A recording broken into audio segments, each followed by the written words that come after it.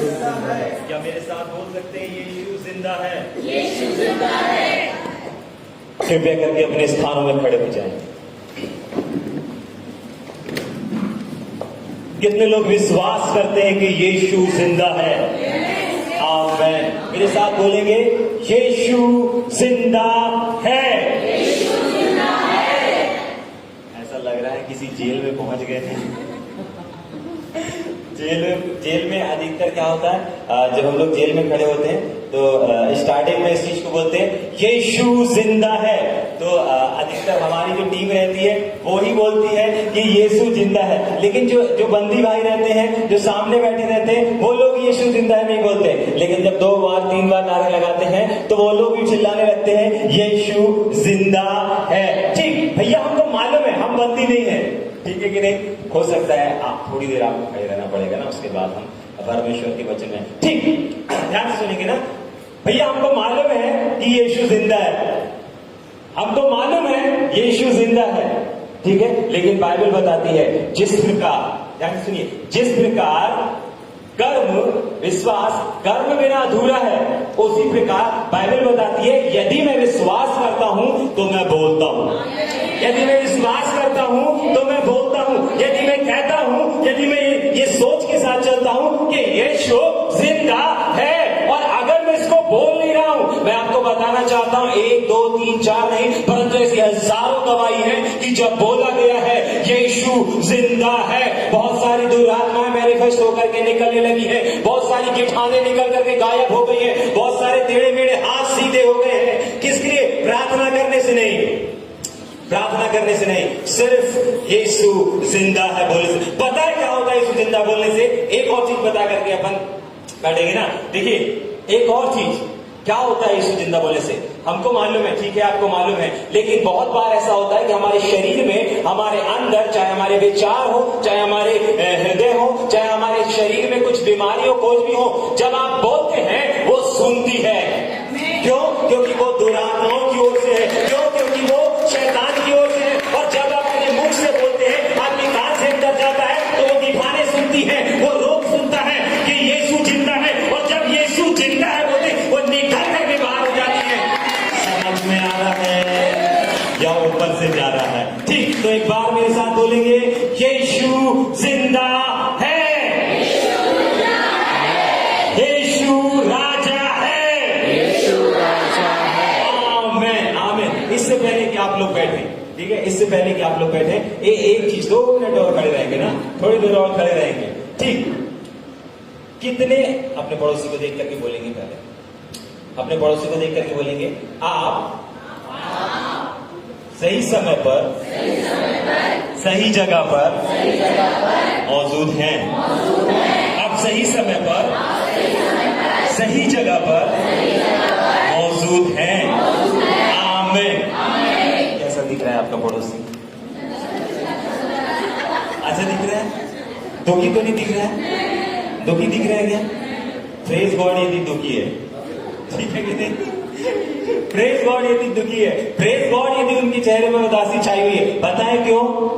Bible बताती है। एक वचन को पढ़ेंगे ना, निर्गमन की किताब, उसका 1 अध्याय, उसके 12 वचन को।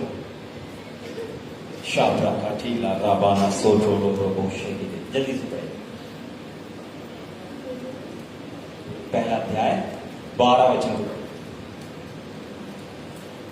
ज्यों-ज्यों वे उनको दुख देते गए, हाँ, त्यों-त्यों वो बढ़ते और आमीन। ध्यान से सुनिए, यदि आपके जीवन में दुख है, यदि आपके जीवन में समस्या है, यदि आपके जीवन में परेशानी है, तो निश्चय जानिए कि ये दुख, ये समस्या, ये परेशानी यदि आपके जीवन में आई है, किसी भी रूप में आई हो सकता है बीमारी के रूप में, हो सकता है किसी से दूर जाने या किसी के दूर चले जाने से, या किसी भी प्रकार से यदि आपके जीवन में वो चीज आई है, आपके जीवन में ये समस्या आई है, यदि आपके जीवन में ये बीमारी आई है, यदि आपके जीवन में कोई रोग भी आया, चाहे आपके जीवन में, चाहे आपके अपनों के जीवन में, चाहे आपके पड़ोस के जीवन में, जो आपका रिश्तेदार दूर रहता है उसके जीवन में भी यदि क्यों ना आया हो, बाइबल बताती है कि ये शत्रु शैतान की ओर से है, और यदि ये दुख आया है तो ये आपको तबाह करने के लिए, बर्बाद करने के लिए नहीं आया है, परंतु ये आपकी बढ़ोतरी के लिए आया है, ये आपको बढ़ाने के लिए आया है।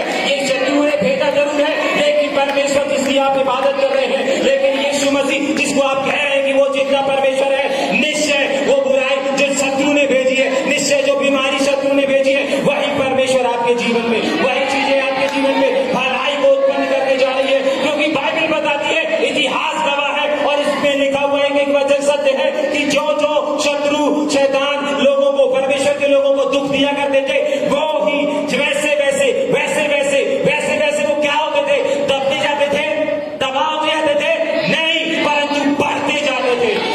निश्चय आप बढ़ने जा रहे हैं। यदि आपके जीवन में विभाजन आया है, यदि आपकी चर्च में विभाजन आया है, यदि आपकी कमेटी में विभाजन आया है, निश्चय जानिए बढ़ोतरी आपके पास आ रही है। यदि आपके परिवार में रोग आया है, निश्चय जाने की बढ़ोतरी आ रही है। यदि आपके पास आर्थिक समस्या आई है, यदि आपके पास आर्थिक प्रॉब्लम आई है, यदि आपके पास बिजनेस नहीं चल रहा है, यदि आपके जीवन में किसी भी प्रकार की बातें आई है, निश्चय जानिए ये बढ़ोतरी के लिए हो रहा है।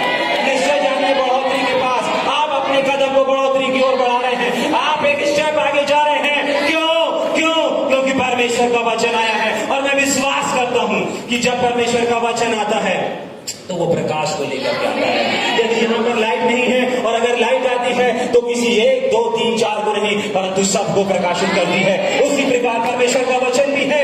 जब परमेश्वर का वचन आता है तो सिर्फ अभिषेक को नहीं, सिर्फ मनीष भाई को नहीं, परंतु हर एक को प्रकाशित करता है। वो किसी एक के लिए नहीं होता, परंतु हर एक के लिए होता है। तो आपके जीवन में कोई सा भी रोग, कोई सी भी बीमारी, कैसी भी समस्या क्यों ना हो, निश्चय जानिए ये आपकी बढ़ोतरी के लिए है, आपको बढ़ाने के लिए आया है। वो खालीपन आपकी बढ़ोतरी के लिए आया है। ये बीमारी आपको हीलर बनाने के लिए आई है। ये आर्थिक स्थिति आपको धनवान बनाने के लिए आई है। ये विभाजन एक बढ़ोतरी को लेकर के आ रहा है। क्यों? क्योंकि परमेश्वर का वचन कहता है। क्यों? क्योंकि परमेश्वर का वचन आया है। क्यों? क्योंकि यीशु जिंदा है। बाइबल बताती है जिंदा लोगों की एक पहचान होती है। विश्वास करते हैं? जिंदा लोगों की एक पहचान होती है। ठीक, यदि मैं जिंदा हूं तो मैं बोल पा रहा हूं, यदि मैं जिंदा हूं तो क्या कर पा रहा हूं, एक स्थान से दूसरे स्थान पर हिल डुल पा रहा हूं। यदि मैं जिंदा हूं, ठीक है, तो हर एक, चलिए आप लोग भी जिंदा है तो आप लोग की भी एक पहचान है कि आप कुछ ना कुछ करेंगे। विश्वास करते हैं? समझ में आ रहा है या ऊपर से जा रहा है? ठीक, यदि एक व्यक्ति जिंदा है, यदि एक व्यक्ति जिंदा है तो वह कुछ ना कुछ करेगा। अब यहाँ पर चिल्लाया जा रहा है, अब यहाँ पर बोला जा रहा है कि यीशु जिंदा है, और अगर यीशु जिंदा है और अगर इस पंडाल के नीचे है तो उसको साबित करना पड़ेगा। हेलो? मेरे गाना गाने से, मेरे चिल्लाने से साबित नहीं होगा। मेरे गाना गाने से, मेरे चिल्लाने से कि मैं यहाँ चिल्ला रहा हूं कि यीशु जिंदा है, यीशु जिंदा है, इससे साबित नहीं होगा। बात कैसे साबित होगा? उसने कहा यदि मुझ पर विश्वास नहीं करते तो मत करो, मेरे कामों पर तो विश्वास करो। हालेलुया। उसके कार्य बयान करते हैं कि वो यहाँ पर मौजूद है। जब यूहन्ना ने बोला कि जाओ जाके, यूहन्ना ने अपने चेलों को जाओ जाके पता लगाओ कि यही मसीहा है, यही उद्धार करता है, यही जगत का उद्धार करता है, यही दुनिया को छुटकारा देगा, तो यीशु मसीह ने जवाब ये नहीं दिया कि हाँ मैं हूं। उसने जाकर के बोला जाओ जाकर के बोल दो कि अंधे देख रहे हैं, लंगड़े चल रहे हैं, बीमार शुद्ध हो रहे हैं, कोड़ी शुद्ध किए जा रहे हैं, मुर्दे जिलाए जा रहे हैं। जाकर के ये बता दो यही मेरी आइडेंटिटी है और यही मेरी पहचान है कि मैं आ चुका हूं। अगर यीशु जिंदा है और अगर यीशु यहाँ मौजूद है तो वो यहाँ आश्चर्य कर्म करेगा। इससे पहले कि आप लोग बैठे, कितने यहाँ पर लोग हैं जिनके शरीर में तकलीफ है? अभी कोई है जो दर्द के साथ आया है, समस्या के साथ आया है? अभी अब उसके शरीर में पेन है, दर्द है, या किसी भी प्रकार की समस्या है? यदि कोई है ऐसा हाथ उठाएंगे। वाह वाह, ठीक है, मैं आपके लिए प्रार्थना नहीं करूंगा, ठीक है कि नहीं? मैं आपके लिए प्रार्थना नहीं करूंगा, ठीक है कि नहीं? ठीक, एक इस लाइन में एक चेयर है, जो भाई मेरे को पीछे वाली चेयर से उठा करके लेके आए थे, वो कौन है भाई? आप लेकर के, आपको मालूम है किस चेयर पर बैठा था? अभी खाली है, भरी है? हाँ, भरी है, खाली है? हाँ, खाली है। ठीक, देखिए अभी जिन 3 लोगों ने हाथ उठाया ना, वो लोग जाकर के उस चेयर में बैठना है, ठीक है? पीछे उस तरफ वाले उधर बैठ जाएंगे। इधर एक और चेयर है जिस चेयर में मैं बैठा था, ठीक है? इस चेयर में बैठ करके आपको एक बार चिल्लाना है यीशु जिंदा है, ठीक है? क्या बोलना है? यीशु जिंदा है। आपके लिए कोई प्रार्थना नहीं होगा, आपके लिए कोई दुआ नहीं होगा, लेकिन वो अगर यीशु जिंदा है तो यीशु को करने दो। बाइबल में बहुत सारी जगहों पर लिखा है कि परमेश्वर बेजान चीजों के द्वारा चिन्ह और चमत्कारों को करता है। किसके द्वारा? बेजान चीजों के द्वारा चिन्ह और चमत्कारों को करता है। कब करता है? जब, देखिए बाइबल बताती है पुराने नियम में एक मूसा के पास एक लाठी थी। सुनिए सुनिए सुनिए सुनिए, पहले सुन लीजिए, हाँ चले जाइए। पुराने समय में मूसा के पास एक लाठी थी और उस लाठी को मूसा ने किसको दे दिया था? वो किसकी लाठी के नाम से जानी जाती थी? मूसा की लाठी के नाम से जानी जाती थी। क्या थी उसमें? जान थी? वो बोल पाती थी? वो सुन पाती थी? नहीं, परंतु परमेश्वर की इच्छा थी और परमेश्वर की योजना थी कि बेजान चीजों के द्वारा भी चिन्ह और चमत्कार हो। ठीक है कि नहीं?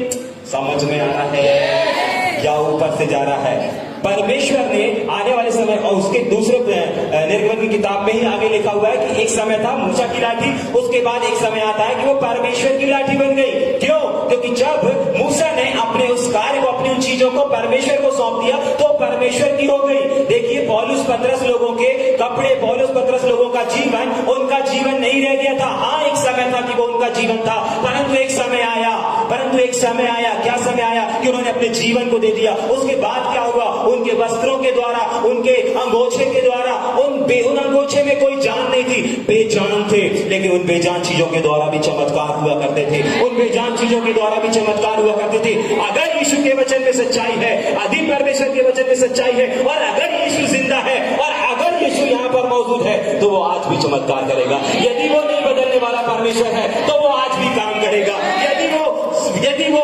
सनातन काल तक एक सा परमेश्वर है, वो कभी नहीं बदलता, तो वो आज भी चमत्कार करेगा। समझ में आ रहा है या ऊपर से जा रहा है? तैयार है? जल्दी से यहाँ, इधर वाले इधर, उधर वाले उधर, जल्दी से मेरी चेयर में बैठेंगे जाकर के और जोर से चिल्लाएंगे यीशु जिंदा है। यस, जल्दी से एक बार चिल्लाएंगे और जल्दी से अपने दर्द, अपनी समस्या, अपने जहां पर भी तकलीफ थी उस तकलीफ को चेक करेंगे फटाक से, जल्दी से। फिर हम परमेश्वर के वचन में जाएंगे। यस, राखो तो बोशाला लाब्रोना माशाला, जल्दी जल्दी जल्दी जल्दी जल्दी जल्दी, जीब्रीना साथा नामा को तो रोबो लाबाबा शाला, जल्दी जल्दी, दीवान का हो नशा का।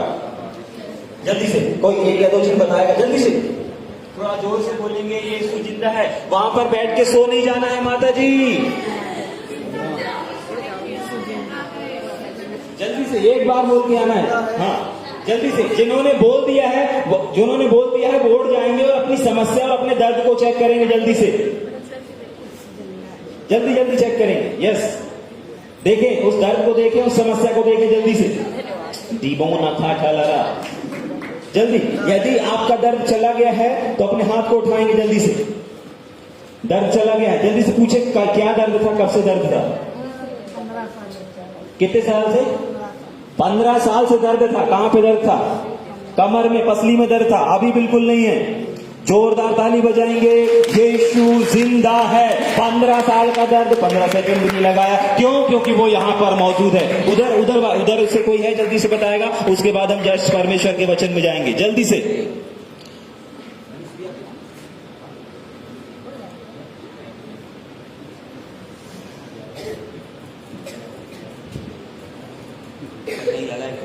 ठीक है, हाँ, जल्दी से। और कोई बताएगा?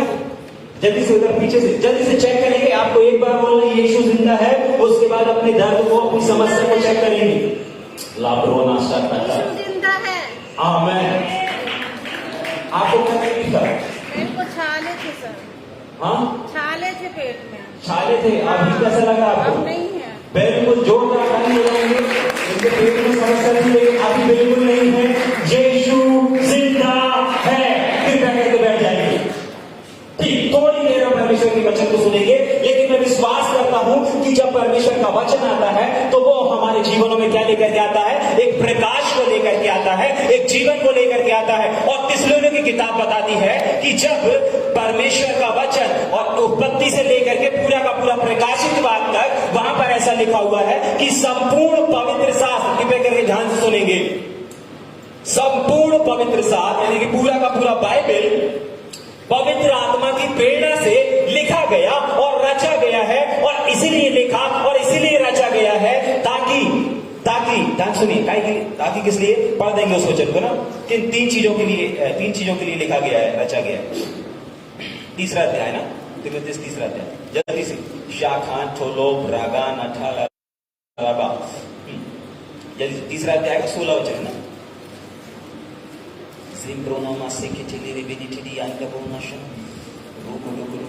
हाँ, दूसरा तिमुथियुस तीसरा अध्याय 16 वचन मैं पढ़ देता हूँ। संपूर्ण पवित्र शास्त्र परमेश्वर की प्रेरणा से रचा गया और उपदेश और समझाने और सुधारने और धार्मिकता की शिक्षा के लिए लाभदायक है। यहाँ पर लिखा हुआ है कि परमेश्वर का जो वचन है वो किन किन चीजों के लिए, चाहे प्रचार के द्वारा, चाहे टीचिंग के द्वारा, चाहे किसी के भी द्वारा, चाहे उपदेश के द्वारा, चाहे किसी भी रूप में वो आपके सामने जब आता है तो उसकी कुछ चीजें होती हैं। वो वचन आपको दबाता नहीं है, वो वचन आपके सिर को नीचा नहीं करता, वो वचन आपको उठा करके खड़ा करता है। यदि आप कहीं गिर रहे हैं तो वो उठा करके आपको बल देगा। दूसरी चीज एक और यहाँ पर लिखी है कि आपके लाभ के लिए आता है। अपने पड़ोसी को बोलो, परमेश्वर का वचन आज आपको उठाने के लिए, आपके लाभ के लिए आया है।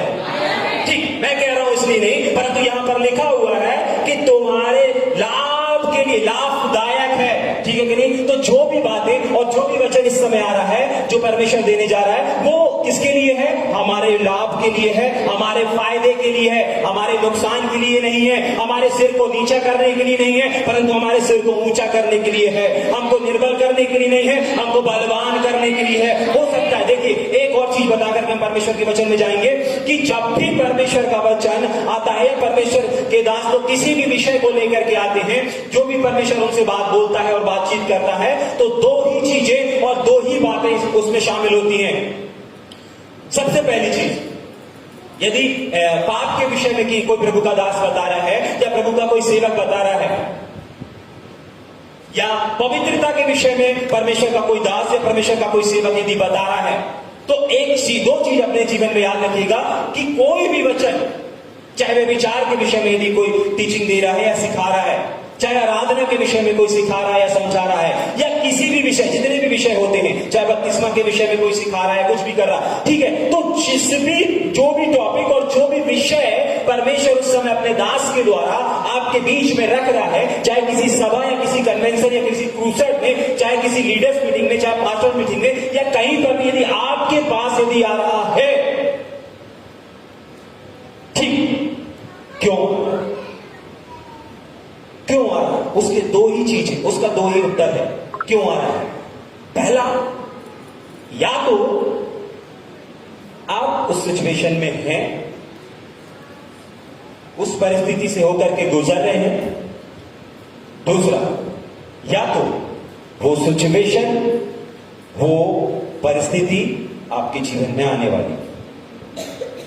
ठीक, दोबारा रिपीट करूंगा, कोई भी संदेश, कोई भी टॉपिक, कोई भी विषय जब आपके सामने रखा जाता है या किसी के भी सामने रखा जाता है, तो परमेश्वर की ओर से जो होता है वो दो ही चीजों को दर्शाता है। या तो आप उस परिस्थिति में हैं, या तो उस परिस्थिति में फंसने वाले हैं। एग्जाम्पल के लिए, यदि कोई पाप के बारे में प्रचार कर रहा है या पाप के बारे में आपको सिखा रहा है, तो या तो आप उस पाप में फंस चुके हैं, या तो उस पाप में फंसने वाले हैं। तो फंस चुके हैं तो निकलने के लिए आया है। क्या सुनिए, यदि आप फंस चुके हैं तो पाप से निकलने के लिए पाप का वचन आया है, इसलिए नहीं कि पाप में आप पड़े रहे, नहीं। यदि परमेश्वर का वचन आया है तो आपको पाप से निकालने के लिए, क्योंकि आप पढ़ चुके हैं। लेकिन दूसरा मैंने क्या बताया, या तो आप पढ़ने वाले हैं, तो पढ़ने वाले हैं इसका मतलब आप पढ़ जाएंगे इसलिए नहीं, परंतु इसीलिए आया है ताकि आप जाने से पहले आपको पता चल जाए कि यहां पर गड्ढा है और आप उस गड्ढे में गिरे ना। समझ में आ रहा है? यदि वे विचार का वचन आ रहा है तो या तो आप कहीं ना कहीं वे विचार में पढ़ चुके हैं, या तो आपके सामने ऐसी सिचुएशन आने वाली है वे विचार की। तो परमेश्वर का वचन क्यों आया है? आपको वे विचार से, यदि पढ़ चुके हैं तो वे विचार से निकालने के लिए, और अगर नहीं पढ़े हैं तो पढ़ने वाले हैं इसीलिए ताकि आप ना पढ़ो, क्योंकि परमेश्वर का वचन आ गया है। हर एक विषय, हर एक टॉपिक सिर्फ दो ही चीजों को लेकर के आता है। दो ऐसे बेवजह कोई भी वचन, कोई भी टॉपिक, कोई भी सब्जेक्ट आपके कानों तक नहीं आता है या मेरे कानों तक नहीं आता है, चाहे आप यहाँ पर खड़ा होकर कोई भी प्रचार क्यों ना करे, वो बाइबल बताती है बोलने वाले तुम नहीं, बोलने वाला पवित्र आत्मा है। ठीक है कि नहीं? तो दो ही चीजें हैं और दो ही बातें हैं जो परमेश्वर वचन को लेकर के आता है। तो दो ही चीजें हैं, या तो आप उसमें फंस चुके हैं या तो आप उसमें फंसने वाले हैं। लेकिन इन दोनों चीजों का रेफरेंस निकल के क्या आता है? यदि फंस चुके हैं तो आपको उभार करके वापस खड़े करने के लिए, और यदि आप कहीं जा रहे हैं या फंसने वाले हैं तो उसमें आप ना फंसो, इसीलिए। समझ में आ रहा है या ऊपर से जा रहा है? ठीक, कुछ वचनों को हम देखेंगे ना, और एक वचन निकाल करके पढ़ेंगे। दूसरा कुरिन्थियों की पत्री, उसका दूसरा अध्याय और उसके 11 वचन को हम पढ़ेंगे जल्दी से। दूसरा कुरिन्थियों की पत्री, दूसरा अध्याय, उसका 11 वचन। कि शैतान का हम पर दाव ना चले, क्योंकि हम उसकी युक्तियों से अनजान नहीं। ठीक, यहां पर परमेश्वर का वचन कह रहा है कि हम पर शैतान का दाव, सब लोग बोलो दाव। दाव देखते हैं ना, है? यदि दाव किसको बोलते हैं, है ना? जैसे लड़ाई होती, युद्ध होती, तो कोई अपना तीर का दाव चलाता है, कोई अपना भाले का दाव चलाता है। आज के समय में ऐसा नहीं होता है ना। हमारे बीच में एक भाई बैठे हैं जो बॉर्डर पर रहे हैं, ठीक है कि नहीं? तो उस समय शत्रु कोई और दाव चलाता है, मतलब शत्रु यदि गोलाबारी चल रही है तो इधर से भी गोलाबारी होगी, फिर उधर से बम फेंका जाने वाला है, बम का दाव चल रहा है तो इधर से भी बम का दाव चले, ठीक है कि नहीं? फिर वहां से तो मिसाइल, आज पता नहीं क्या क्या दाव चल रहे हैं, ठीक है कि नहीं? ऐसे ही यहां पर परमेश्वर का वचन कहता है, पौलुस इस बात को कहता है कि शैतान का हम पर दाव न चले। ठीक, आगे। क्योंकि हम उसकी युक्तियों से अनजान नहीं। इसका मतलब है कि कुछ ऐसे लोग हैं, कुछ ऐसे व्यक्ति हैं जो विश्वासी हैं, मसीह हैं, जिनके जीवन में ये दाव काम कर रहा है और काम कर सकता है। या कुछ ऐसे लोग हैं जिनके जीवन में शैतान का दाव चल रहा है, लेकिन किसके जीवन में नहीं चलता? हेलो, किसके जीवन में नहीं चलता? वहीं पे तो लिखा है, हाँ, चलता उसके जीवन में है जो उस दाव से, उसके उस हथियार से अनजान है, उसके ऊपर चल जाएगा। लेकिन जो जान जाता है कि ये शैतान की ओर से है, ये शैतान का दाव है, उसके ऊपर वो दाव नहीं चलता। ठीक है कि नहीं? समझ में आ रहा है या ऊपर से जा रहा है? बाइबल बताती है कुछ लोगों के ऊपर शैतान का दाव चलता है, कुछ मसीहों के ऊपर शैतान का दाव चलता है, और उसका कारण ये है कि वो लोग उससे अनजान है, इसीलिए उस दाव के शिकार हैं। तो आज हम शैतान के 3 ऐसे दाव को देखने जा रहे हैं, और ये दाव इसीलिए ताकि हम अपने आप को चेक करेंगे, या हम अपने आप को देखेंगे, कहीं हमारे परिवार में, कहीं हमारे सेवकाई में, कहीं हमारे ग्रुप में, कहीं हमारी मिनिस्ट्री में कहीं शैतान के दाव चल तो नहीं रहे हैं, और अगर चल रहे हैं तो क्या हम उसमें फंस गए हैं या हम कहीं फंसने वाले हैं। या अगर फंस गए हैं तो इसलिए नहीं कि आपको बता रहा है कि आप फंस चुके हो, आप दलदल में नहीं, यदि आप फंस गए हो तो आपको उस दाव से निकालने के लिए परमेश्वर का वचन आया है। यदि आप नहीं फंसे हो तो आप फंसने वाले हो, इसलिए आपको पहले से आग्रह कर दिया जा रहा है। यदि यहां से लेकर के, यदि मैं यहाँ पहली बार आता तो अगर यहाँ बीच में एक गड्ढा भी होता, मान लीजिए ये एक रोड है और इस रोड से मैं कभी गया नहीं हूं, लेकिन यदि यहां से यहां तक में एक बीच में एक गड्ढा है और अगर मुझे नहीं मालूम है तो क्या होगा? मैं अपनी बाइक को चलाते हुए आऊंगा बढ़िया अपने परिवार के साथ, और यहां जो गड्ढा है उस गड्ढे में, उस कीचड़ में, उस दलदल में, ठीक। लेकिन यहां पर मनीष भाई को बहुत अच्छे से मालूम है कि गड्ढा है, ठीक है? तो मनीष भाई क्या करेंगे? इधर से आएंगे तो जरूर बाइक में लेके, बाइक से, लेकिन जैसे जैसे आएंगे यहां उनको मालूम है गड्ढा है, तो उस गड्ढे के किनारे से निकल करके क्या करेंगे? जाएंगे। क्यों? एक को मालूम नहीं है, एक को मालूम है। गड्ढे में गिरता कौन है? जिसको मालूम नहीं है, इसलिए वो गिर जाता है। शत्रु के दाव में, शत्रु की चाल में फंस कौन जाता है? जिसको मालूम नहीं रहता। फंसता कौन नहीं है? हाँ, जिसको मालूम रहता है कि ये शैतान की ओर से है, ये शैतान का दाव है, वो व्यक्ति, वो भाई, वो बहन उस दाव में नहीं फंसता। लेकिन जिसको नहीं मालूम है वो फंस जाता है। इसलिए यहां पर पौलुस कह रहा है कि हम पर दाव नहीं चलेगा, हम पर दाव ना चले। क्यों? क्योंकि हम उसकी युक्ति से अनजान नहीं है। लेकिन जो अनजान है, ठीक है, आज हम इस बात को देखेंगे, क्या हम अनजान हैं या फिर हम उस दाव में फंसे? ठीक है कि नहीं?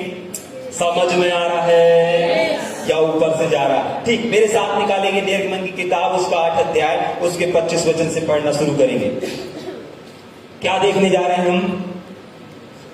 पढ़ने से पहले बताएंगे शैतान का दाव। तो यहां पर उसका पहला दाव है, उस पहले दाव को हम पढ़ेंगे। यस। तब फिरौन ने कहा, हाँ। तुम जाकर अपने परमेश्वर के लिए इसी देश में बलिदान करो। मूसा ने कहा, ऐसा करना उचित नहीं, क्योंकि हम अपने परमेश्वर के लिए मिस्रियों की घृणित वस्तु बलिदान करेंगे। और यदि हम मिस्रियों के देखते उनकी घृणित वस्तु बलिदान करें, तो क्या वे हम पर पथराव ना करेंगे? हम जंगल में 3 दिन के मार्ग पर जाकर अपने परमेश्वर यहोवा के लिए जैसा वह हमसे कहेगा वैसे ही बलिदान करेंगे।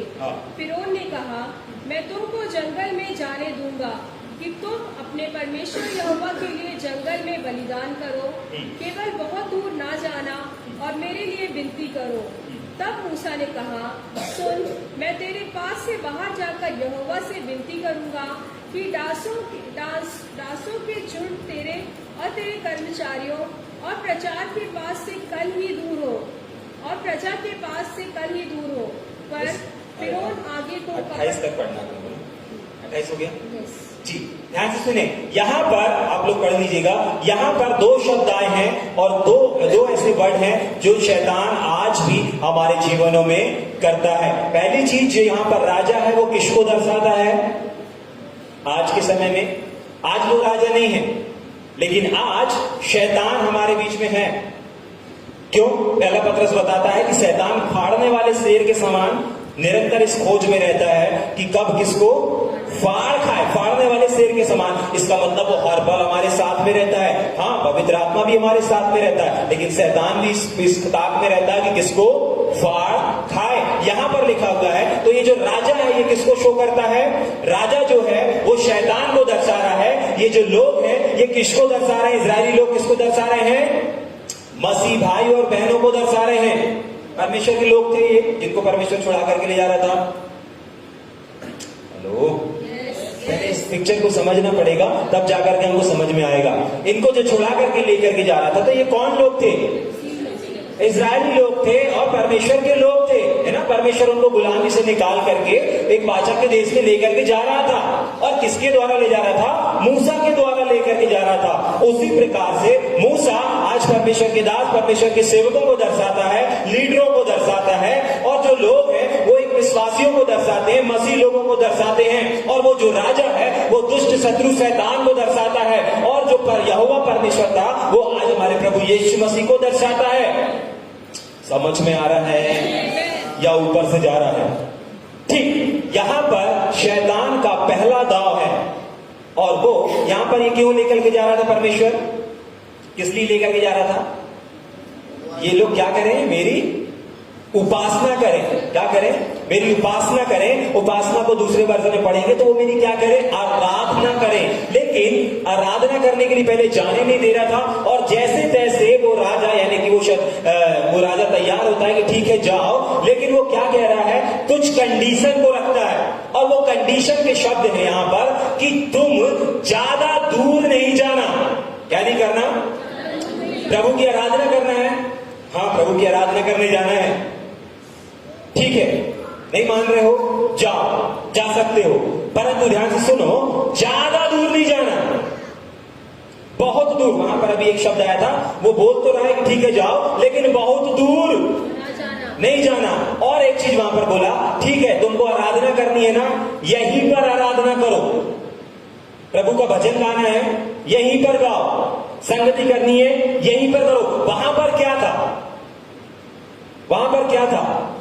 आज यदि वो शैतान को दर्शाता है, तो आज शैतान यही चीज और यही बात और यही दाव अपने विश्वासियों के जीवन में, जो मसीह के ऊपर विश्वास करते हैं, हर एक भाई और बहनों के जीवन में पहला दाव है जो शैतान चलाता है, और वो ये है कि तुम यही मेरे राज्य में मेरे कार्यों को करते हुए, मेरे राज्य शासन में रहते हुए प्रभु की आराधना करो, प्रभु की उपासना करो। भाई बहन, कृपया करके ध्यान से सुने, कितने ऐसे लोग हैं जो सप्ताह भर संसार में रह करके, संसार की चीजों में रह करके, संसार की बातों में रह करके, संसारिक चीजों को करके, संसारिक लोगों के साथ उनके जैसे कामों को करके संडे को प्रभु की आराधना करने के लिए उपस्थित रहते हैं। ये क्या है? कितने ऐसे लोग हैं जो सिर्फ संडे को इकट्ठा होते हैं, ये क्या है? ये किस चीज को दर्शाता है? ये वे हैं जो शैतान के दाव के शिकार हो चुके हैं। भैया, वो शैतान आपसे कहेगा, शैतान कहेगा ज्यादा दूर जाने की जरूरत नहीं है, यहीं पर मेरे राज्य में, शैतान के राज्य में क्या है? पाप है, गलत काम है, बीड़ी है, सिगरेट है, शराब है, अबे तुबे तमाम चीजें हैं। गलातियों में हम पढ़ सकते हैं। वो शैतान के राज्य में है, वो शैतान के शासन में है, वो शैतान की टीम में, वो उसके नगर में पाई जाती। लेकिन प्रभु नहीं चाहता था कि उसके लोग वहीं पर रह करके प्रभु को धन्यवाद दे और प्रभु की आराधना करे। प्रभु चाहता था कि वहां से पूरी तरीके से निकले और 3 दिन की यात्रा में जाकर के वहां पर प्रभु की आराधना करें। ये परमेश्वर की आवाज है। लेकिन शैतान की एक आवाज है, घर पे ही आराधना कर लो, चर्च दरबार जाने की आवश्यकता नहीं है। क्यों? प्रभु तो एक ही है, प्रभु हर जगह है। यदि ऐसी आवाज आपके पास आती है, ये शैतान का दाव है। कुछ लोग बोलते हैं, अरे भैया आपको क्या मालूम, हफ्ते में एक ही दिन छुट्टी मिलता है और उस छुट्टी में भी यदि हम चर्च चले जाएंगे आधा दिन हमारा खत्म हो जाएगा। ये शैतान का दाव है। शैतान चाहे हफ्ते भर तो आप संसार में रहे, हफ्ते भर तो आपने पूरा काम किया, वर्क किया, नौकरी किया, सारी चीजों को किया और उसके बाद भी संडे के दिन चेयर खाली है, इसका मतलब शैतान का दाव फंस चुके। क्यों? वो चाहता है कि ये आराधना कर ले, चलो मेरे साथ में रहे, पूरा हफ्ता भर करें, अब ज्यादा दूर जाने की आवश्यकता नहीं। कुछ लोग बोलते हैं ज्यादा आत्मिकता होने से कोई फायदा नहीं है, संडे को चले जाओ, हाजिरी लगा दो, बात खत्म। ये शैतान का दाव है, ये शैतान की आवाज है, प्रभु की आवाज ये नहीं है। प्रभु कहता है पूर्ण रीति से निकल करके 3 दिन की यात्रा करके तुम आओ और आराधना करो। कुछ लोग इस बात को बोलते हैं कि नहीं, हम घर में ही आराधना कर लेंगे, चर्च बहुत दूर है, मेरे पास फोन आता है, हम चर्च नहीं जा पाते। क्यों, क्या हो गया? बोलते बहुत दूर चर्च लगता है इसलिए हम नहीं जाते, महीने में एक बार चले जाते हैं। क्या करते हैं? महीने में एक बार चले जाते हैं। हम क्रिसमस में चले जाते हैं, हम इस त्योहार में चले जाते हैं, हम उसमें चले जाते हैं, ईस्टर में चले जाते हैं, गुड फ्राइडे में चले जाते हैं, इन चीजों में चले जाते हैं, महीने में 2 महीने में एक बार चले जाते हैं। ये शैतान का दाव है जो आपको उसके चुंगल से, उनकी चीजों से, उनके बातों से और संसारिकता से निकलने नहीं दे रहा है। कृपया करके ध्यान से सुने। कितने ऐसे लोग, कितने ऐसे भाई, कितने ऐसे बहन, कितने ऐसे परिवार हैं जो इस दाव का शिकार हो चुके हैं। लेकिन परमेश्वर की आवाज ही नहीं है, परमेश्वर की योजना नहीं है। परमेश्वर ये चाहता है कि मेरे लोग पूर्ण रीति से शैतान के चुंगल से निकल करके मेरी आराधना करें। समझ में आ रहा है या ऊपर से जा रहा है? ये परमेश्वर की आवाज है, ये परमेश्वर की योजना है। यहाँ पर मूसा के सामने ये दाव को चलाया गया, लेकिन मूसा क्या कर दिया? वहां पर अड़ गया, नहीं करेंगे यहाँ पे आराधना। तेरे राज्य में देख गलत काम हो रहा है, देख तेरे शासन में कोड़े मारे जा रहे हैं, देख तेरे शासन में लोगों को परेशान प्रताड़ित किया जा रहा है, देख लोगों के साथ गलत किया जा रहा है। नहीं, हम यहाँ पे आराधना नहीं कर सकते। देख बेगुनाह हुआ तेरे राज्य में खून बहाया जा रहा है। आपके आसपास, आपके संसार में, आपके जहां पर आप काम करते हैं, जहां पर आप ड्यूटी करते हैं, क्या वहां गलत काम नहीं हो रहे? क्या वहां गलत चीजें नहीं है? हेलो, कृपया करके ध्यान से सुने। परमेश्वर चाहता है उन सारी चीजों से निकल करके आप परमेश्वर के भवन में आकर के प्रभु की आराधना करें। जो आज परमेश्वर के भवन में आकर के प्रभु की आराधना नहीं कर पा रहे हैं, वो कहीं ना कहीं वजह कोई भी क्यों ना हो, इससे ना मुझे मतलब है, ना हमारे परमेश्वर को मतलब है। हाँ, वजह कोई भी क्यों ना हो कि यदि ये चेयर खाली है, यदि वो चेयर खाली है, वजह कोई भी क्यों ना हो, लेकिन परमेश्वर इस बात को जानता है। और जो बाइबल को पढ़ते हैं, बाइबल स्टडी करते हैं, वो लोग जानते हैं खाली चेयरों को देख करके कि कुछ है जो शैतान के दाव में फंस चुके हैं, और जो चेहरे भरी हैं वे शैतान के दाव में नहीं फंसे। मूसा के समान, मूसा के सामने ये दाव चला। बहुत बार जो लोग नहीं आ पाए ना आज, वो लोग के सामने ये था, अरे यार हफ्ते में एक दिन छुट्टी मिली है, एक काम कर, बहुत सारे कपड़े हैं वो उसको धो लेंगे, आज घर में गेस्ट आ रहे हैं, खाना बनाना है, यहीं रुक जाते हैं। वो उस दाव में फंस चुके। क्यों? क्योंकि वो नहीं चाहता शैतान कि आप परमेश्वर के भवन में आकर के प्रभु की आराधना करो, लेकिन परमेश्वर चाहता है कि आप उसके अपने घर से निकल करके परमेश्वर के भवन में आकर के उस परमेश्वर की आराधना करो, उस परमेश्वर की उपासना करो। समझ में आ रहा है? आज के बाद यदि आपके कानों में आवाज आए कि आज घर में गेस्ट आ रहे हैं, आज घर में बहुत काम है, एक ही छुट्टी मिली है, एक ही दिन मिला हुआ है, और अगर आपके कदम चर्च आने से रुक रहे हैं, उसी समय समझ जाइएगा ये शैतान का दाव है जो मुझे परमेश्वर के भवन में जाने से रोक रहा है, परमेश्वर की आराधना करने से रोक रहा है, परमेश्वर के वचन को सुनने से रोक रहा है। ये शैतान का दाव है और परमेश्वर का वचन इसलिए आया है ताकि आप उसके दाव में आज के बाद ना फंसे। आज के बाद आप एक भी संडे अपने घर पर ना बिताएं, आज के बाद आप एक भी रविवार को अपने घर पर ना रहें, परंतु परमेश्वर के भवन में परमेश्वर की आराधना करने पाए। समझ में आ रहा है या ऊपर से जा रहा है? मूसा के सामने ये दाव चलाया गया, लेकिन मूसा डट गया, नहीं आगे जाएंगे। ठीक है, तो क्या होगा? यदि आप बढ़ जाएंगे तो क्या होगा? शैतान दाव चलाना बंद कर देगा? दाव चलाना बंद कर देगा? नहीं करता। क्यों? क्योंकि बाइबल बताती है पतरस की किताब में कि वो फाड़ने वाले शेर के समान इसी खोज में रहता है कि किसको। ठीक, मूसा लोग अड़ गए कि नहीं, मूसा लोग डट गए, नहीं हम यहाँ आराधना नहीं करेंगे, हम घर पे आराधना नहीं करेंगे, तेरे यहाँ राज्य में होकर के नहीं काम करेंगे, हमको जाना है प्रभु के लिए, और जहां प्रभु चाहता है हम वहां आराधना करेंगे। प्रभु यहाँ चाहता है कि आप यहाँ आराधना करेंगे। ठीक है, तो ठीक मूसा लोग अड़ गए, तो उसके बाद उसने इजाजत दे दिया, ठीक है जाओ। लेकिन उसके हाँ में भी एक और दाव था, उसके हाँ में भी एक और दाव था। ठीक, उस दाव को पढ़ेंगे जल्दी से ना। उसी निर्गमन की किताब 10वां अध्याय उसके 8 से 11 पढ़ेंगे जल्दी से। तब मूसा और हाँ, निर्गमन 10 उसका 8, 9, 10, 11। तब मूसा और हारून फिरौन के पास फिर बुलवाए गए। हाँ। और उसने उनसे कहा, हाँ। चले आओ। हाँ, अपने ठीक, थोड़ा सा गड़बड़ कर दीजिए। निर्गमन 10 उसी को पढ़ेंगे। 8वां पद। हाँ, 10 का 8 पढ़ेंगे।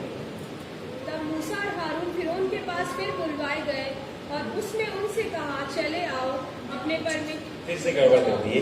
चले जाओ। हाँ, चले जाओ। चले आओ, नहीं चले जाओ। ऐसा लिखा है चले जाओ। अभी तक बोल रहा था यहीं पे आराधना करो, लेकिन जब मूसा अड़ गया, जब मूसा डर गया, नहीं हम तो जाके ही आराधना करेंगे। यदि आप भी ये निर्णय ले लेंगे, ये ठान लेंगे ना कि नहीं हम भवन में आके ही धन्यवाद देंगे, हम भवन में आके ही आराधना करेंगे, तो शैतान के दाव में आप फंसेंगे नहीं। लेकिन याद रखिए और सावधान रहिए कि शैतान दूसरा दाव भी चलाएगा। यदि आप एक दाव से बच जाएंगे, दूसरा दाव भी चलाएगा। यहीं पर वो दाव लिखा हुआ है। हाँ, तो पहले इजाजत नहीं दे रहा था, अब इजाजत दे दिया, ठीक है जाओ, तो तुम्हें परमेश्वर की आराधना करना है, ठीक है चले जाओ। तो दूसरा दाव क्या चल रहा है? ठीक है चले जाओ। आगे मूसा ने कहा, चले जाओ की बात से पढ़ेंगे ना, जहां छोड़ दिया, चले जाओ अपने परमेश्वर यहोवा के ऊपर। अपने परमेश्वर, ये कौन कह रहा है? राजा। और ये आज कौन कहता है? शत्रु शैतान, है ना। आज को हम इसको नए वर्जन में पढ़ेंगे, तो आज शत्रु शैतान कहता है ठीक है प्रभु की आराधना करने जाना है, ठीक है चले जाओ। नहीं सुन रहे हो? यहीं पे रह करके, मेरे राज्य में रह करके गलत काम करके, गलत संगति करके आराधना करना है, नहीं मान रहे हो?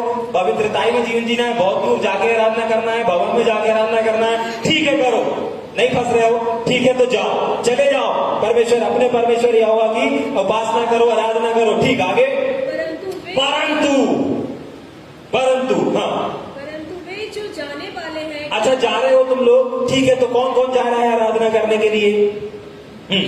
मूसा ने कहा, हम तो बेटे बेटियों। मूसा कौन है आज के वर्जन में? थोड़ा बताएंगे तब आपको समझ में आ रहा है कि नहीं आ रहा है? मूसा कौन है आज? पीछे से सही जवाब आ गया। हर एक परमेश्वर का सेवक जो आपको लीड कर रहा है, टीच कर रहा है, वो कौन है? एक मूसा के समान है जो आपको गाइड कर रहा है, लीड कर रहा है। तो यहाँ पर जब परमेश्वर अपने दास के द्वारा बता रहा है कि कौन है वो जाने वाले, ठीक पढ़े हमें इसको।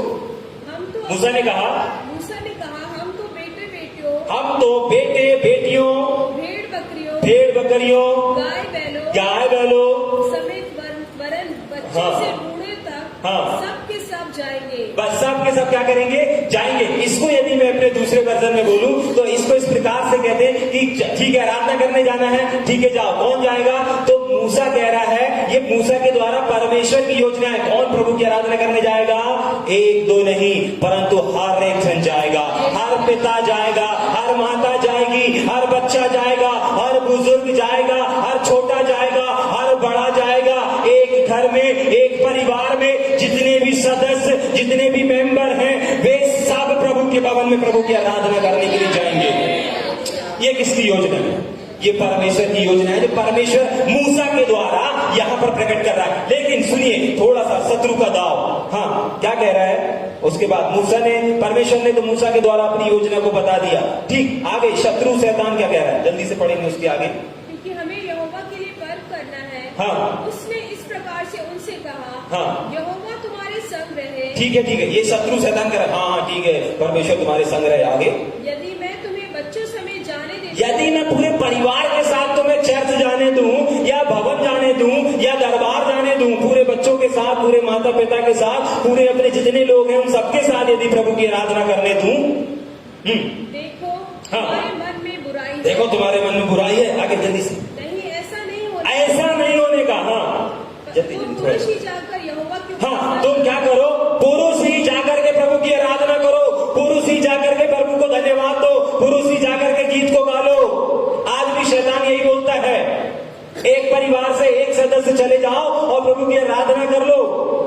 एक परिवार से एक भाई आ जाए और प्रभु को धन्यवाद दे दे पूरे परिवार की तरफ से, चाहे वो पुरुष हो, चाहे वो स्त्री हो, चाहे वो भाई हो, चाहे वो बहन हो, चाहे वो माता हो, चाहे वो पिता हो, कोई भी क्यों ना हो। आज ये आवाजें न जाने कितने ऐसे परिवारों में काम कर रही हैं। आज ये दाव न जाने कितने ऐसे लोगों को, कितने ऐसे घरों को तबाह और बर्बाद कर रहा है। भैया, एक जन तो जा रहा है फिर भी तबाह हो रहा है। हाँ, तबाह हो रहा है। क्यों? क्योंकि ये परमेश्वर का दाव नहीं, ये शैतान का दाव है। ये शैतान शत्रु उसका दाव है। ये परमेश्वर की योजना नहीं है। परमेश्वर की जो योजना है वो ऊपर अभी अपन ने पढ़ी। परमेश्वर की योजना और परमेश्वर की आवाज ये है कि आप अपने परिवार से अकेले आकर के यहाँ नहीं बैठो, पूरे परिवार के साथ आकर के बैठो। आप अकेले धन्यवाद मत दो, पूरे परिवार आकर के धन्यवाद दे। ये परमेश्वर की योजना है। ये परमेश्वर चाहता है। आपके घर में छोटा बच्चा है, आप छोटे बच्चे की वजह से नहीं आ पा रहे हैं, लेकिन परमेश्वर की योजना है कि आप अपने छोटे बच्चे को लेकर के भी प्रभु का धन्यवाद दो। परमेश्वर चाहता है आपके घर में छोटा हो चाहे बुजुर्ग लोग हो, यदि वो विश्वासी हैं, परमेश्वर की योजना है कि आप अपने पूरे परिवार के साथ परमेश्वर के भवन में आकर के उस खुदा की इबादत करें, उस परमेश्वर को धन्यवाद करें। ये परमेश्वर की योजना है, ये परमेश्वर का दर्शन है और ये परमेश्वर की इच्छा है। लेकिन शत्रु शैतान की इच्छा क्या है? शत्रु शैतान का दाव क्या है कि ये लोग क्या करें? तुमको जाना है, आराधना करना है, नहीं मान रहे हो, मेरे राज में नहीं चाहिए। पहला दाव था, लेकिन मूसा की पूरी टीम अड़ गई, डट गई, निर्णय ले लिया, तेरे राज्य में सेवा नहीं करेंगे, तेरे राज में आराधना नहीं करेंगे, घर पे आराधना नहीं करेंगे, हाउस में आराधना नहीं करेंगे, भवन में आराधना करेंगे, जाके आराधना करेंगे। ठीक है, पहले दाव में नहीं फंसे। दूसरा दाव, ठीक है जाना है चले जाओ, लेकिन फैमिली को छोड़ जाओ। कितने ऐसे लोग, कितने ऐसे सेवक, कितने ऐसी मिनिस्ट्रियां इस बात के लिए और इस दाव में फंस करके तबाह और बर्बाद हो गई हैं। क्यों? अकेले सेवा, क्यों अकेले मिनिस्ट्री, क्यों कहीं जाना है सेवा में अकेले जा रहे हैं, परिवार को लेकर के नहीं जा रहे हैं, फैमिली को लेकर के नहीं जा रहे हैं। क्या हो रहा है? कुछ साल सेवकाइयां हो रही हैं, लेकिन उसके बाद क्या हो रहा है? सेवकाई का लेवल डाउन हो रहा है, सेवकाई का स्तर डाउन हो रहा है। क्यों? अकेले निकल जाते। क्यों? ग्रुप में विभाजन आ जाता है, अकेले चालू हो जाते हैं। क्यों? आज आपकी बगल की चेयर खाली है। कितने ऐसे लोग हैं जो आज अभी पूरे परिवार के साथ बैठे हैं। ध्यान से सुनिए भाई, ध्यान से सुनिए, ये और कुछ नहीं, ये शैतान का दाव है। ये शैतान का दाव है कि आप अपने परिवार से अकेले आकर के बैठे। हाँ, आपको छूट है, हाँ आपको छूट है। कब? जब आपके परिवार में जो है वो विश्वास नहीं करता। सिर्फ एक ही कंडीशन पर छूट है, यदि वो व्यक्ति विश्वास नहीं करता है, आप अपने परिवार से अकेले आ सकते हैं। यदि आपके मम्मी पापा भाई बहन विश्वास नहीं करते हैं, आप अकेले विश्वास करते हैं, आप अकेले परमेश्वर के भवन में आ सकते हैं और प्रभु की आराधना कर सकते हैं। लेकिन यदि आपके घर में सब विश्वास करते हैं, तो प्रभु की योजना है कि सब परमेश्वर के भवन में आकर के उपासना करें, परमेश्वर के भवन में आकर के धन्यवाद दें, परमेश्वर के भवन में आकर के प्रभु की स्तुति करें। ये परमेश्वर की योजना है। लेकिन यदि ऐसा नहीं हो रहा है, ये शत्रु का दाव है जो आपके परिवार में चल रहा है, ये शत्रु का दाव है जो आपके परिवार में, आपकी फैमिली में। भैया आपको क्या मालूम, हम हम जाते हैं चर्च, हमारे बच्चे भी जाते हैं, हमारी माँ भी जाती है, हमारे पत्नी भी जाते हैं, लेकिन कृपया करके ध्यान से सुने, शत्रु शैतान बहुत चालाक है। शत्रु शैतान बहुत चालाक है। भैया आप बोल रहे हैं कि आपको एक साथ आराधना करनी है और सबको परमेश्वर के भवन में होना है। आपको थोड़ी मालूम है मैं यहां अकेला हूं, लेकिन मेरी पत्नी वो वाले चर्च में जाती है। वो पड़ोस में एक चर्च है, वहां पर महिलाओं का अच्छा चर्च लगता है, वहां पर वो मेरी पत्नी जाती है। आपको क्या मालूम अभिषेक भैया, हमारे बच्चे उस चर्च में जाते हैं, उस चर्च में आराधना करते हैं, उस चर्च में गिटार बजाते हैं, उस चर्च में वर्शिप करते हैं। आपको क्या मालूम मैं यहां हूं तो क्या हुआ, मेरी पत्नी उस चर्च में है, मेरे बच्चे उस चर्च में हैं। आपको क्या मालूम हमारे माता पिता है ना, वो पास वाले पड़ोसी वाले चर्च में जाते हैं। आप कैसे बोल रहे हैं हमारे पूरे परिवार आराधना नहीं करता और हमारे परिवार जाते हैं? आपको क्या मालूम? कृपया करके ध्यान से सुने, ये भी शैतान का दाव है, ये भी शैतान का दाव। भैया हम यहां पर आराधना कर रहे हैं, हमारी पत्नी वहां पर आराधना कर रही है, हमारे बच्चे वहां पर उस चर्च में आराधना कर रहे हैं, हमारे माता पिता इस चर्च में आराधना कर रहे हैं, ठीक। फिर भी आप कह रहे हो कि ये शत्रु शैतान का दाव है जो आपके परिवार में चला हुआ है। हाँ, आप यदि ऐसी कंडीशन है या ऐसी सिचुएशन है या ऐसे हालात हैं, फिर भी आप शैतान के दाव के शिकार हो चुके हैं। क्यों? आपको मालूम है ऐसे क्या होगा?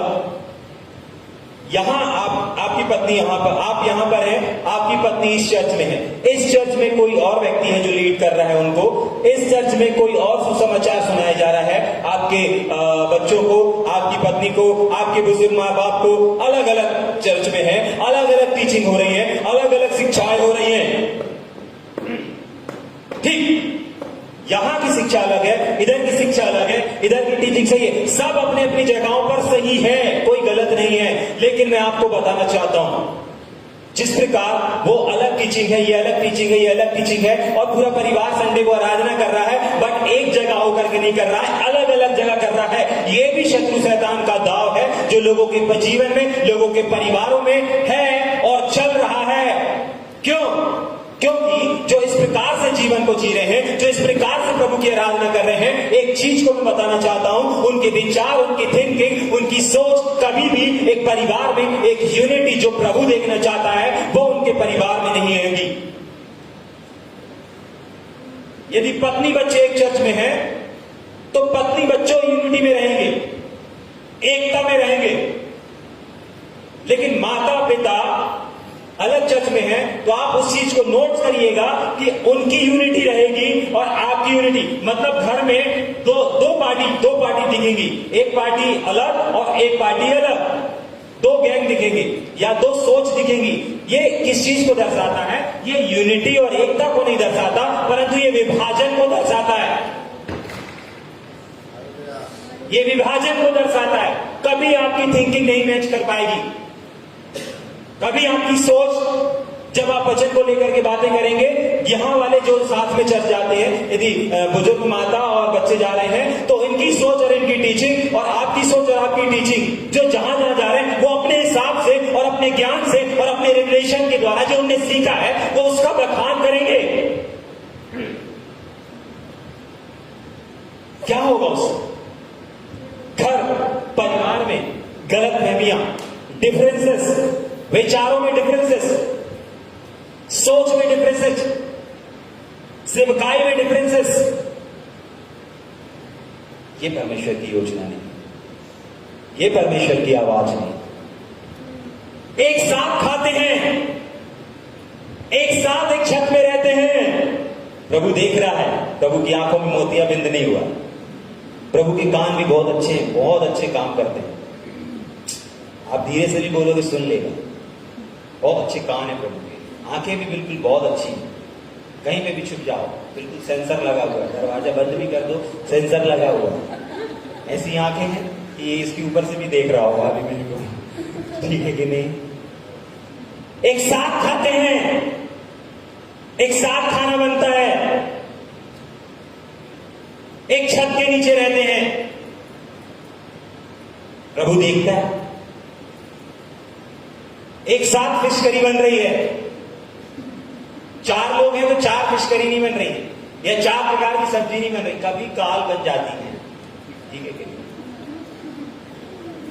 4 लोग हैं तो 4 बिल्डिंगें नहीं है, एक ही मकान है, उस एक ही मकान के अंदर भले 4 कमरे होंगे, लेकिन 4 मकान अलग अलग नहीं बना करके रखेंगे। एक मकान में तुम, एक मकान में हम, एक मकान में। हो सकता है होगा किसी के पास ऐसा, लेकिन अधिकतर हमने जो अभी तक देखा है तो वो ये देखा है कि एक बिल्डिंग है, उस एक बिल्डिंग में 4 कमरे हैं और 4 कमरों में लोग रहते हैं, लेकिन एक साथ रहते हैं, एक साथ खाते हैं, एक साथ पीते हैं, एक साथ उठते हैं। लेकिन आराधना, ये सब संसारिक काम है। खाना संसारिकता को दर्शाता है, नाश हो जाएगा खाने वाला नहीं। ठीक है कि नहीं? ऐसा नहीं कि खाने के बाद जिंदा रहेगा हमेशा, ये भी संसार है। संसार बाइबल बताती है भोजन पेट के लिए और पेट भोजन के लिए है, दोनों नाश हो जाते हैं, दोनों मिटते चले जाते हैं। ठीक, ये भी संसारिक काम है। पढ़ाई लिखाई, भोजन, हर एक चीज, घर मकान, सब कुछ संसार को दर्शाता है। लेकिन आराधना ये आपके आत्मिक जीवन को दर्शाती है। सारी चीजें एक साथ करेंगे, लेकिन प्रभु की आराधना अलग अलग करेंगे। सारी चीजों में आप सफल हो सकते हैं, लेकिन आत्मिक स्तर में आप सफल नहीं हो सकते। तब तक जब तक आप एक जगह, एक स्थान पर एक साथ मिलकर के एक सुर में प्रभु की आराधना ना करें। समझ में आ रहा है या ऊपर से जा रहा है? प्रभु आपसे चाहता है, प्रभु भाई बहन, प्रभु आपसे चाहता है आप शैतान के दाव में ना फंसे। और मैं इसलिए नहीं कह रहा हूं कि परमेश्वर का वचन इसलिए आया कि आपके सर को नीचा करना। मैंने पहले ही बता दिया था, परमेश्वर का वचन जब आता है तो उठा करके खड़ा करता है। या तो आप उस दाव के शिकार हो चुके हैं, या तो आपके जीवन में, आपकी परिस्थिति में, आपके परिवार में, या आपकी मिनिस्ट्री, आपकी सेवकाई में, या तो वो होने वाला है। तो आप बच जाओ, उसके दाव में ना फंसो, इसीलिए वचन निकल करके आया है। समझ में आ रहा है क्या ऊपर से जा रहा है? पत्नी अलग जाए, पति अलग जाए, बच्चे अलग जाए, ये शैतान का दाव है। प्रभु का दाव क्या है? प्रभु की योजना क्या है कि सब जन मिलकर के, जो अभी मूसा के द्वारा कहा गया था, सब मिलकर के प्रभु की आराधना करेंगे। ये परमेश्वर का दाव है। समझ में आए? यदि आप चाहते हैं आपके परिवार में यूनिटी, यदि आप चाहते हैं आप मिलकर के और एक लय में और एक सुर में प्रभु की उपासना करें, प्रभु की आराधना करें, आपके मन विचार विभाजन ना होकर के यूनिटी में बदल जाए, आपको मिलकर के एक स्थान पर प्रभु की आराधना करनी है। समझ में आ रहा है या ऊपर से जा रहा है? एक और दाव देख करके जल्दी से अपन खत्म करेंगे ना। यहोशू किस बात को कहता है?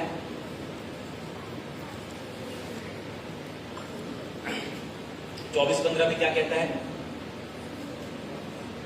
उसके बाद हम तीसरे दाव में जाएंगे जल्दी से। यहोशू क्या कहता है 24-15 में? झूठ कहता है क्या? चलो पढ़ते हैं, झूठ लिखा कि सच लिखा। जल्दी से पढ़ते हैं, उसके बाद हम तीसरे दाव में। सबको याद होना चाहिए था वैसे ये वाला वचन।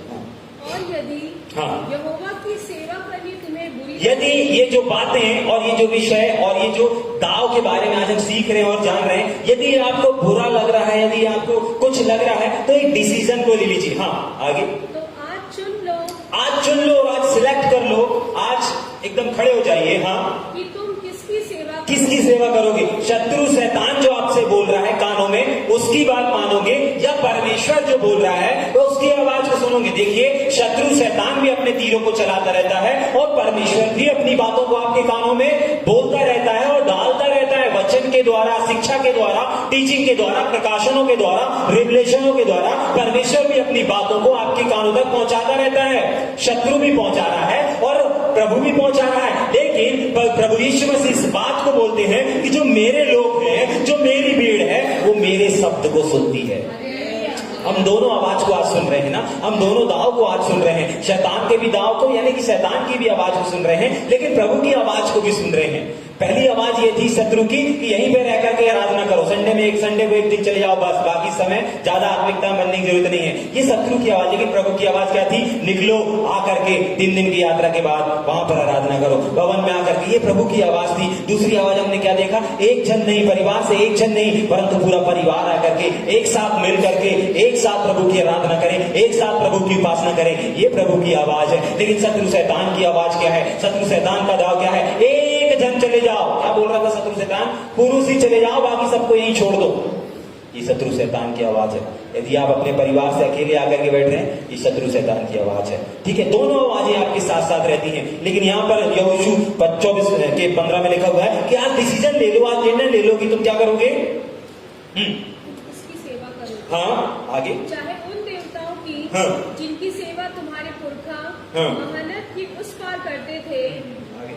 और चाहे एमोरियों के देवताओं की सेवा करो, हाँ। जिनके देश में तुम रहते हो, परंतु मैं तो अपने घराने समेत हाँ। यहोवा ही की सेवा आमीन। यहाँ पर ये वो वर्ड है और ये वो बात है जिसको यहोशू ने निर्णय ले लिया कि नहीं, मैं जान गया हूँ, अब मैं क्या करूंगा, मैं अपने पूरे परिवार के साथ प्रभु के भवन में आऊंगा, मैं पूरे परिवार के साथ मिलकर के प्रभु की आराधना करूंगा। सेवकाई की यदि बात है, मैं पूरी अपने परिवार के साथ सेवकाई करूंगा। यहोशू ने निर्णय ले लिया था।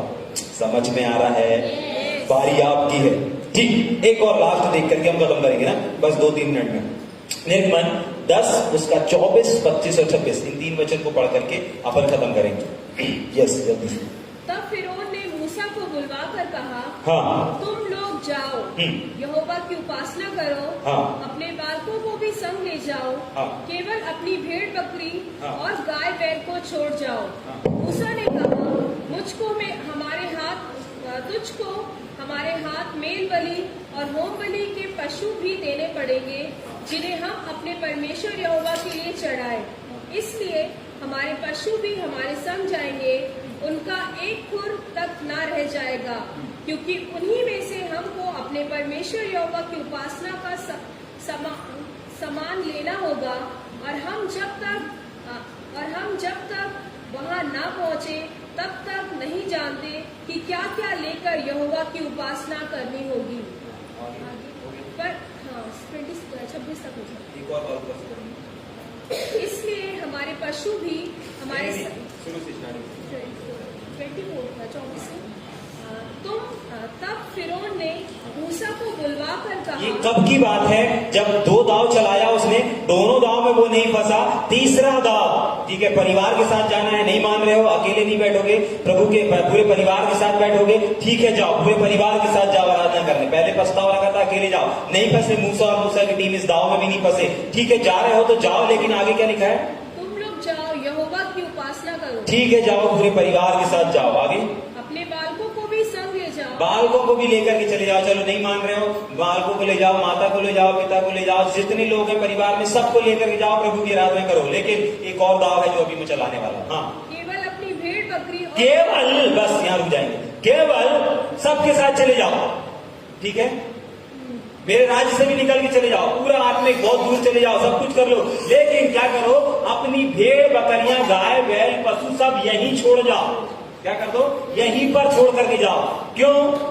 आपको मालूम है पुराने समय में लोगों के पास जितनी ज्यादा गाय बैल भेड़ बकरियां ये पाई जाती थी, वो उतना धनवान गिना जाता था, वो उसको उतना बड़ा आदमी बोला जाता था। जिसके पास उनकी प्रॉपर्टी सोना चांदी ये सब ज्यादा नहीं रहा करता था उस समय, कैश कुछ नहीं चलता था, है ना, सिक्के चलते थे भाई, है ना, ऐसा नहीं कि नहीं चलते थे, लेकिन वो कलर डिजाइन अलग रहता था। ठीक है, गांधी जी नहीं चलते थे उस समय।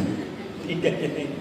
ठीक, तो भेड़ बकरियां गाय जिसकी जितने पास पाई जाती थी, वो उतना क्या करता था? धनवान माना जाता था। तो शैतान क्या करता है? परिवार के साथ जाना है, अकेले दूर जाना है, भवन में जाके आराधना करना, ठीक है जाओ, लेकिन क्या करो? खाली हाथ जाओ। उसके कहने का मतलब है खाली हाथ जाओ, कोई धन संपत्ति मत लेकर के जाओ, कोई पैसा लेकर के मत जाओ। आज भी शैतान बहुत सारे लोगों के जीवन में आर्थिक प्रॉब्लम को लेकर के आता है, समस्याओं को लेकर के आता है, और उसका कारण है, एक ही कारण है कि वो शैतान का दाव है कि वो चाहता है कि परिवार के साथ तो जाएंगे आराधना करने के लिए, लेकिन यदि इनका पॉकेट खाली रहेगा और गाड़ी रहेगी लेकिन पेट्रोल नहीं रहेगा। ठीक है कि नहीं? क्यों? क्योंकि लूका 6:38 उसको अच्छे से मालूम है, किसी की प्रार्थना करने से धन नहीं आएगा। क्या लिखा हुआ है? शैतान को मालूम है लूका 6:38 में क्या लिखा हुआ है। ठीक है कि नहीं? इसलिए वो आज आपके कानों में आवाज करता है। जब आपका पॉकेट प्रभु के ब्रेड में डालने के लिए निकलता है ना, तो उस समय आवाज आती है, ये वाला नहीं, ये वाला नहीं, ये नोट है, कॉइन वाला निकाल। ठीक है कि नहीं? आपके परमेश्वर के भवन में आप आ रहे हैं तो आपकी पॉकेट को पहले से, अरे कोई चेक करने की जरूरत नहीं, जो होगा डाल देना। ठीक है कि नहीं? खाली हाथ जाओ, ये शत्रु का दाव है। क्यों?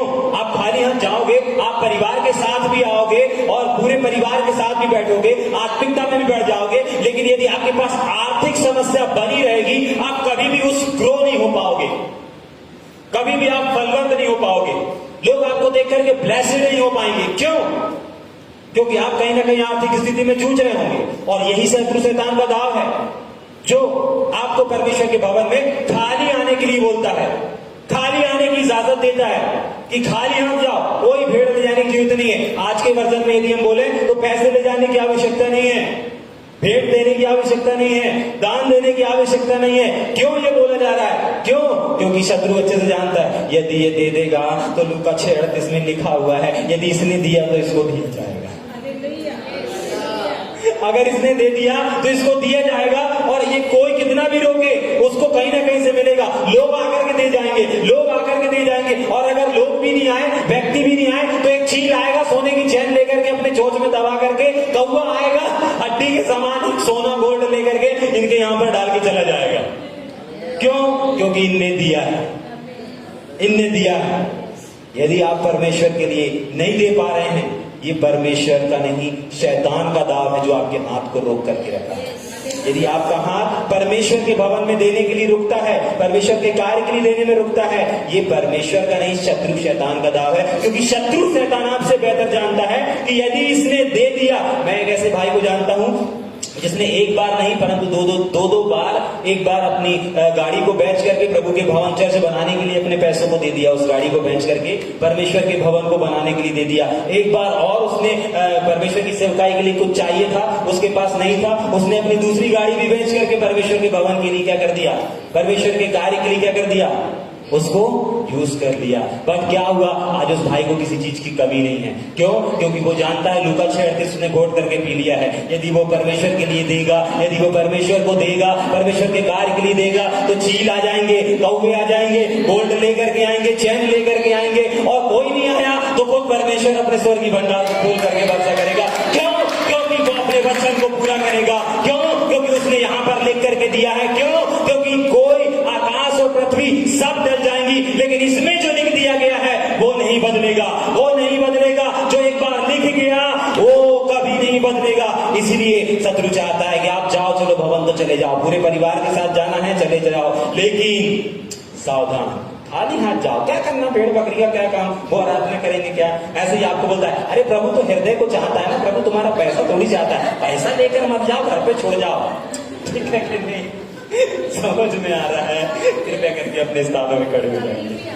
Thank you Jesus. शानदार बादशाह खाटा लारा बाना। आइए अपनी आंखों को बंद करेंगे, सर को झुकाएं। लिंद्रो माना जीगा दीरा बाखा ठाला माठाला बा। ओ थोड़ी देर प्रार्थना करेंगे ना, इससे पहले कि हम अंतिम प्रार्थना करें। रीम ठाना मा सोदा। यदि थोड़ा सा भी परमेश्वर की आत्मा ने आपसे बातचीत किया है इस समय निर्णय में, इस समय अपने आप को चेक करें। ओ रूबाना शालादा खाटा नामा सेठे रे बे लेब्रा बाबा। ओ ग्रेमाना सेखे ढेले रेंडा लाब्रो लाबा बाबा। ओ जमाना सेठरा बाबा दिया लेब्रा लाबा लाब्रोना मा जीग्रागा दी रीठा का लाबा। ओ राबाबा शदला रबना सेखटा लेरेबे लेब्रो जो दो गो गो गो सेबेदे लेब्रो जागदा रगदा नठका रेबेबे। ओ यदि आपसे परमेश्वर ने बातचीत किया है और कहीं यदि आप इस शैतान के, इस शत्रु के दाव में फंस चुके हैं, इस समय निर्णय लें, प्रभु मैं इस दाव से बाहर आना चाहता हूँ। ओ रबाना शरदरिया